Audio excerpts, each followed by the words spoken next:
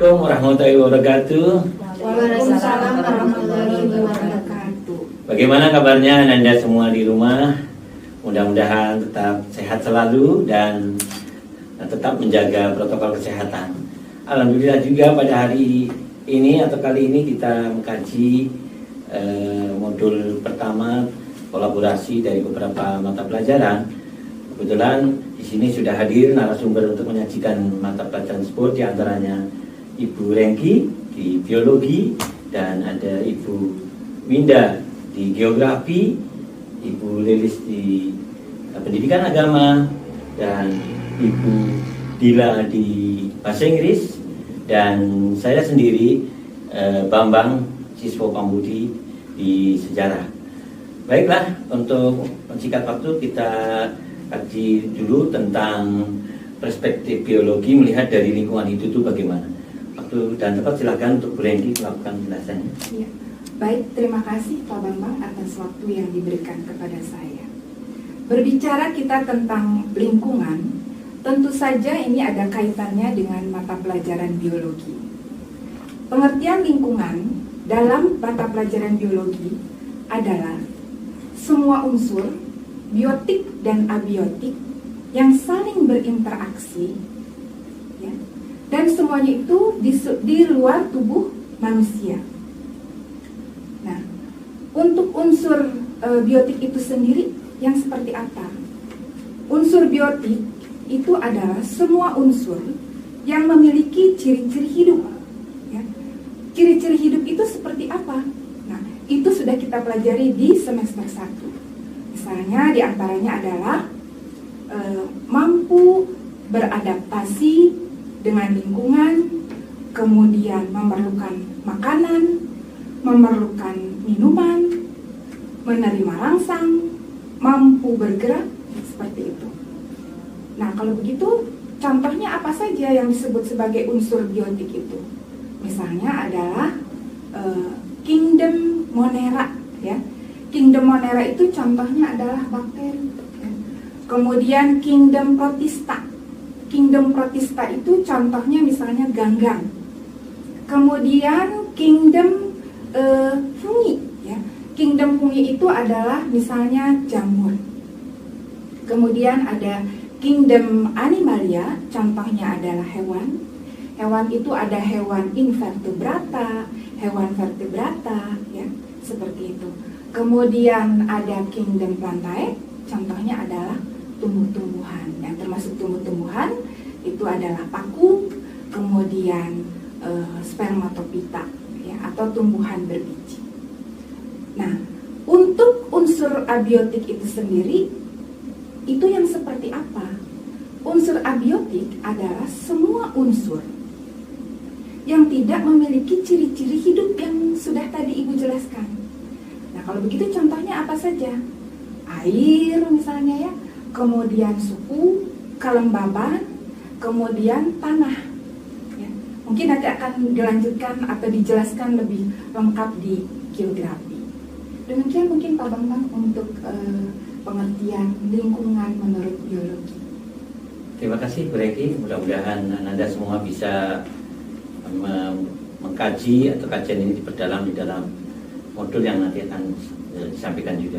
Dan berikutnya ada dilihat dari sisi geografi, mungkin Ibu Winda melihat dari lingkungan hidup itu bagaimana. Waktu dan tempat silakan untuk memberikan penjelasan. Baik, terima kasih Pak atas waktunya. Saya mau menjelaskan mengenai faktor abiotiknya saja, ya, karena faktor abiotiknya sudah dijelaskan oleh Bu Rengki. Untuk faktor abiotik itu, sebelum saya menjelaskan secara detail, bahwa di dalam geografi itu ada 5 lapisan yang dinamakan biosfer. Nah, di dalam biosfer itu lapisannya apa saja? Yang pertama adalah lapisan atmosfer, kemudian lapisan litosfer, kemudian ada lapisan biosfer, lapisan hidrosfer, dan lapisan antroposfer. Nah, untuk faktor abiotik itu yang pertama ada di lapisan litosfer. Lapisan litosfer itu ada 2. Lapisan litosfer itu mengenai batuan, kemudian fedosfer itu mengenai tanah. Jadi saya hanya menjelaskan mengenai tanah atau fedosfer. Nah, faktor pembentuk tanah itu terdiri dari bahan induk, kemudian iklim, topografi, organisme, dan waktu. Karena dalam pembentukan tanah itu pasti memerlukan proses yang cukup lama karena hasil pelapukan dari batuan. Kemudian yang kedua itu lapisan atmosfer atau udara. Di dalam lapisan atmosfer itu terdiri dari 5 lapisan. Saya hanya akan menyampaikan mengenai lapisan troposfer, di mana terjadi adanya gejala cuaca. Nah, karena di dalam lapisan atmosfer ini ada unsur-unsur gejala cuaca dan iklim, di mana di dalamnya itu adalah suhu, kemudian ada iklim, ada kelembaban, kemudian ada curah hujan, kemudian ada angin. Nah, itu yang akan dibahas di lapisan atmosfer. Kemudian yang ketiga itu lapisan hidrosfer atau lapisan air, di mana ruang lingkup di dalam lapisan hidrosfer itu terdiri dari sungai, kemudian danau, kemudian laut itu secara luasnya. Nah, nanti di dalam lapisan hidrosfer itu ada siklus hidrologi, di mana terjadinya proses penguapan, kemudian terjadinya hujan, kemudian perkolasi dan lain sebagainya, itu akan dibahas di lapisan hidrosfer. Mungkin itu saja Pak yang di geografi mengenai lingkungan atau faktor abiotiknya. Ya, terima kasih Bu Indah. Anda semuanya mudah-mudahan bisa lebih menggali informasi di modul-modul berikutnya. Dan kajian berikutnya Bapak sendiri yaitu tentang lingkungan hidup. Sebenarnya semenjak zaman Batu itu sudah menjadi perhatian utama karena masyarakat zaman itu sudah mencari untuk kehidupannya itu mencari kehidupannya hanya mengandalkan pada lingkungan. Maka betapa pentingnya pemeliharaan lingkungan hidup. Nah, cerminan seperti zaman Batu kita lihat pada masyarakat atau yang disebut dengan kearifan lokal masyarakat Baduy Dalam. Masyarakat Baduy Dalam itu karena hampir 90% untuk menutupi kehidupannya, untuk melengkapi kehidupannya dengan mengandalkan lingkungan, maka banyak yang bisa dilakukan. Misalnya mereka mencuci tangan dengan deterjen itu tidak diperkenankan karena akan mengotori atau mungkin bisa membuat pencemaran di dalam lingkungan itu sehingga bisa membahayakan pelestariannya. Ada juga dengan budaya lokalnya itu sendiri, seperti dilarang masyarakat itu dengan seenaknya untuk ke hutan maka harus lapor ke adat, bahkan mungkin itu dianggap wilayah yang sangat angker, padahal itu secara tidak langsung itu penggambarannya adalah untuk pelestarian lingkungan hidup. Begitu juga pada zaman masuknya Hindu Buddha, itu sebenarnya ada pengaruh-pengaruh juga tentang betapa pentingnya lingkungan hidup. Contoh konkretnya seperti masyarakat di Bali itu ada yang namanya disebut dengan sistem pengairan subak, yang mana mereka dalam untuk pengaturan pengendalian air yang mana tidak terlepas dari untuk kepentingan lingkungan hidup dan pelestariannya. Begitu pula yang ada di Kerajaan Tarumanegara, itu juga pada waktu kebesarannya Raja Purnawarman itu juga melakukan pembuatan bendungan yang mana juga digunakan untuk kepentingan pengendalian kebanjir. Maka pengendalian banjir sebenarnya sudah dilakukan dari zaman dulu. Maka selayaknya kita tetap untuk menjaga lingkungan karena menjadi aspek penting untuk kehidupan berikutnya. Itu aja barangkali untuk dilihat dari perspektif dari sejarah. Dan berikutnya barangkali untuk lebih mempertegas dilihat dari perspektif agama atau mungkin disebut dengan tadi keseimbangan alam itu bagaimana, mungkin Ibu Lilis untuk menyampaikan hal tersebut. Silakan Bu. Terima kasih Pak Bambang atas kesempatan yang diberikan kepada saya berbicara tentang lingkungan dalam perspektif Islam, bahwa kita kembali lagi pada Al-Quran. Ada banyak sekali ayat-ayat Al-Quran yang sudah menjelaskan baik itu lingkungan biotik maupun lingkungan abiotik. Bagaimana lingkungan abiotik itu, misalnya Al-Quran menceritakan tentang langit, air hujan, awan yang menggerakkan hujan, kemudian tentang lingkungan biotik seperti menceritakan tentang hewan dengan berbagai macam jenisnya. Bahkan ada juga yang diabadikan menjadi salah satu nama Al-Quran, ya, An-Naml misalnya. Atau tentang misalnya tumbuh-tumbuhan dengan jenis-jenisnya juga, seperti yang diceritakan dalam Al-Quran bahwa tumbuhan ada yang al-ma'syuratu khairu ma'rusyad, artinya yang berjunjung dan tidak berjunjung, atau yang tumbuhan merambat dan tidak merambat. Berarti kan di situ Al-Quran itu sebenarnya sudah banyak bercerita tentang lingkungan. Yang kemudian menjadi fokus perhatian kita adalah kita sebagai manusia, bagaimana sikap kita terhadap lingkungan itu sendiri. Yang pertama itu adalah bahwa kita menjadikan lingkungan hidup kita, baik yang sifatnya biotik maupun abiotik, yang tadi sudah disampaikan dalam Al-Quran itu, dengan berbagai macam ilmu pengetahuan yang ada di dalamnya, rahasia-rahasianya, seperti tadi di biotik yang sudah disampaikan oleh Bu Rengki, dan yang abiotik tadi disampaikan oleh Bu Winda. Rahasia-rahasia itu menjadi perenungan buat kita semua untuk takarub atau mendekatkan diri kepada Allah. Betapa Allah itu maha luas ilmunya, betapa Allah itu maha agung, maha besar. Dia telah menciptakan lingkungan dengan begitu banyak rahasia ilmu pengetahuan di dalamnya.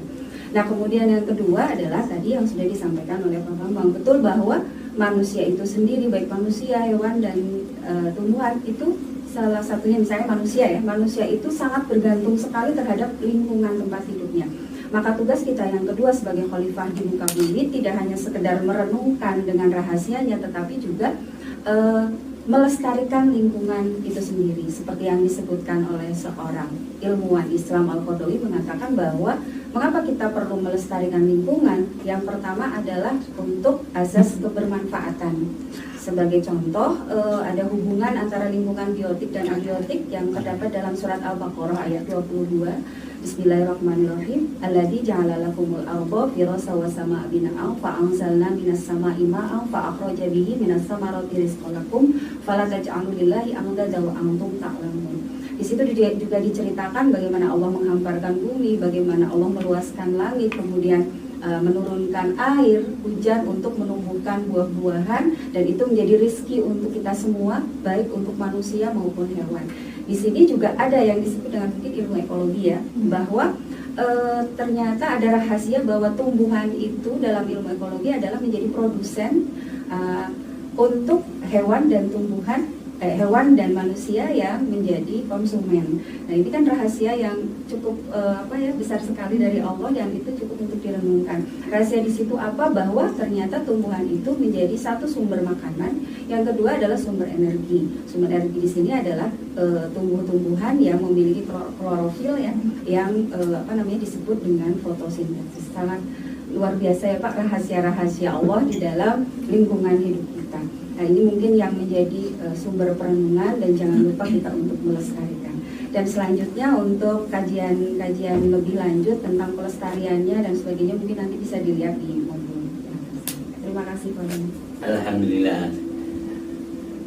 Barangkali bisa menjadikan Ananda semua meningkatkan pengetahuannya maupun tingkatan ketahuitannya. Maka dari itu untuk lebih menetapi kajian ini, bagaimana kalau kita lihat dari sudut pandang bahasa Inggris, kebetulan Ibu Dila memberikan pengajiannya. Thanks for the time, Bapak Bang. Okay guys, after we had the explanation of lingkungan from the speakers before, you can get a descriptive text about ecotourism that has two parts, and the first paragraph is about identification of a place. Di sini kita membahas tentang ekotourism ya. Jadi kalian bisa menuliskan informasi yang common atau lokasi tentang tempat tersebut. Dan paragraf kedua yaitu mengenai description. Di sini kalian bisa menjelaskan mengenai ciri-ciri lebih detail ataupun mengenai historical background dari ecotourism tersebut. Nah, this text use simple present tense, tapi ketika kalian menjelaskan tentang historical background, kalian harus menggunakan simple past tense, dan jangan lupa menggunakan adjective ketika kalian mengekspresikan